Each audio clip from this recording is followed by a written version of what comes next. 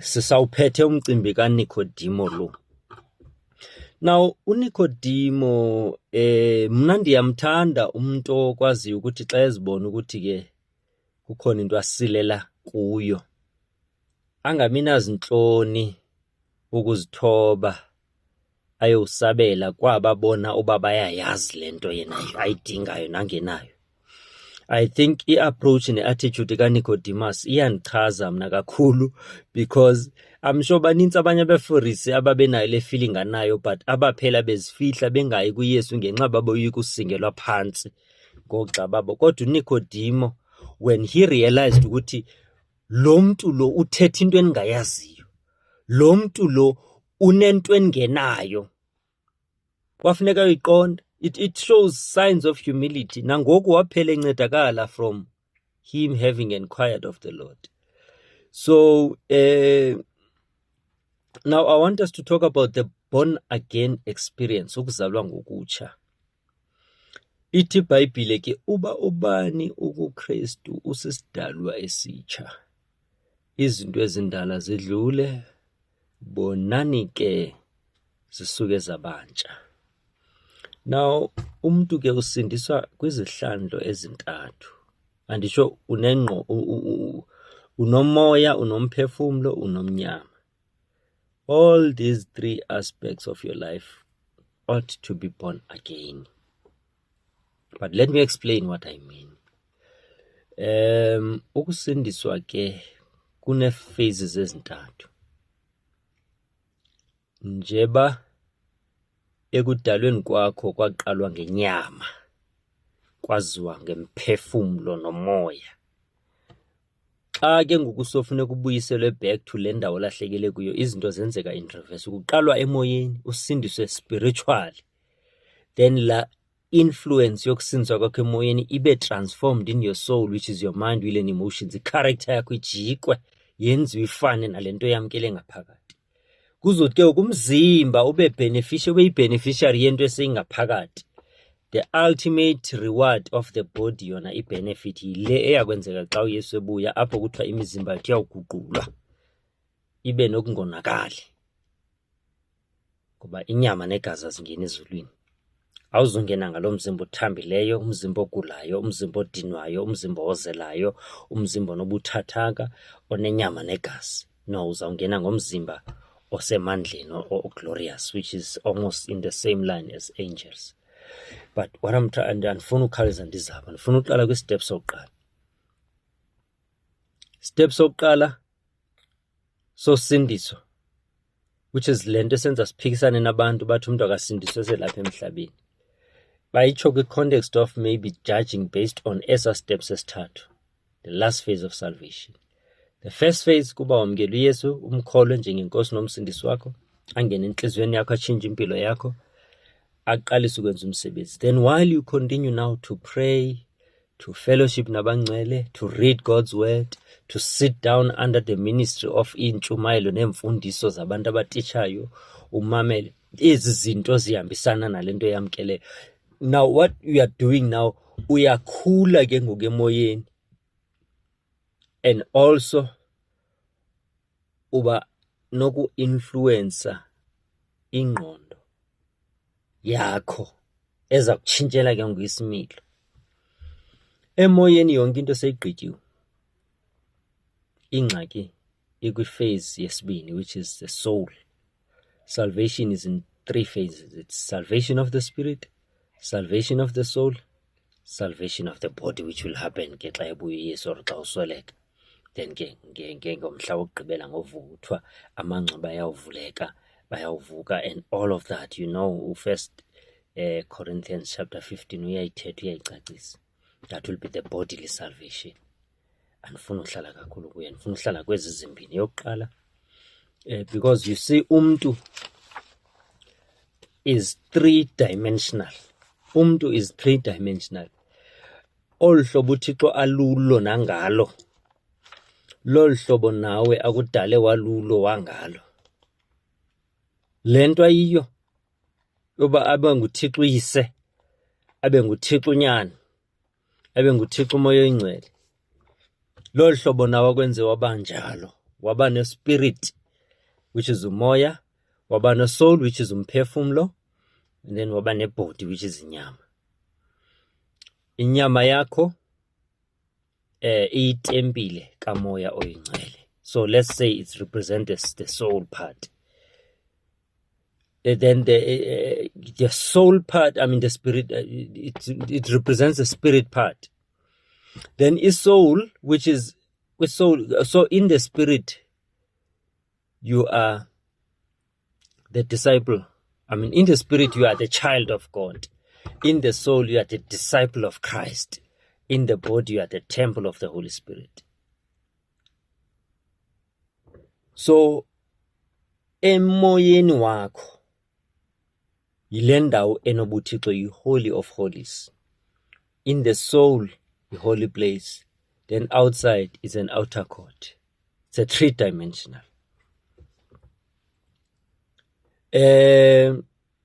Kwi-levels zezulu kukho i-three dimensions. Kukho i-first dimension, which is the sky. Kubekho i-second dimension, which is le ekuthiwa kusemkhathini. Kubekho the third dimension, which is where God is. So nakwi-aspects ze-army kukho i-navy, kubekho i-ground soldiers, kubekho i-air force. 3 dimensions. They symbolize the spirit, the soul, the body, and God is interested in impacting all aspects of your life. Zonke funeka zi-impactiwe. Mhlambi ke theologically ndingafumana ukuba ndihlaseleke kwi-theologians because ayonto ibhalwe ndawo le, kodwa ndiyacinga uba into eyenze uba uThixo ngoYesu kufuneke afe for iintsuku ezintathu. Akho mntu ondixeleleyo le nto, kodwa ndiyayisensa nje uba umoya wam awuphikiswa yile nto endiyithethayo, ethi ngosuku lokuqala wayefela inyama yakho, ngosuku lwesibini wayefela umphefumlo wakho, ngosuku lwesithathu wayefela umoya wakho. He could have died for one day and perfect everything, but uyathanda ukwenza izinto ngobuthathu baso, njengoba naye ngumuntu omthathu, Thixo uyise, unyana nomoya oyingcwele. Nawe wakwenza wane-3 dimensions. Wahlala phansi komhlaba for 3 days for all 3 categories of your life. So i-salvation yakho is perfected. Xa ugula enyameni, you have a right to demand your healing because it was made available through the death of Christ. Xa ugula mental health issues and emotional internal issues, you have a right to claim your healing for your soul because he died so that you can live. Xa kukho into ekuphazamisayo emoyeni, you have a right yokuthi uye kulo owakufelayo. So uyasindiswa emoyeni, udle ukudla komoya is the word of God. Ukudla kwenyama ngumngqusho ne-rice. Then the emotional, psychological part, of course, ufuneka ustimulate ingqondo ke through reading, through knowledge. It could be spiritual material. It could also be a secular material where you read just mhlambi about current affairs, about politics, or you ufunda secular studies about the causes thile, economics, this and that. Ingqondo ke yona ikukutya kwayo oko. So umuntu akatyi into enye. Kufuneka ke nawe ube nesazela xa ungumuntu odla kakhulu ngokwasenyameni, kodwa usilele ekudleni ngokwasemoyeni. Usilele ekudleni ngokudlisa ingqondo ngoba uresearche, uyinike ulwazi.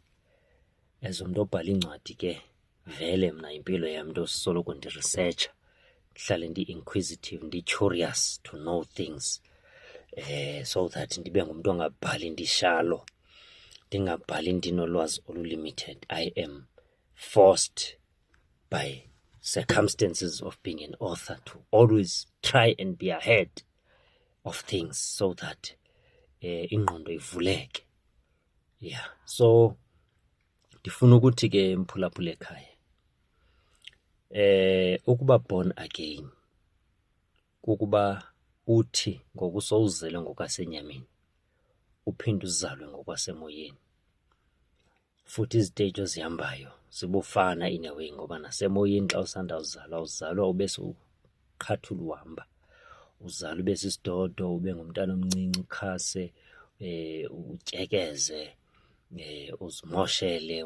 I mean isymbolize ifeyithi yoba wenza amaphutha, ungakwazi noba uthandaze kakuhle, ungakwazi nokushumayela kakuhle, ungakwazi noba utestifye nakakuhle ngoYesu.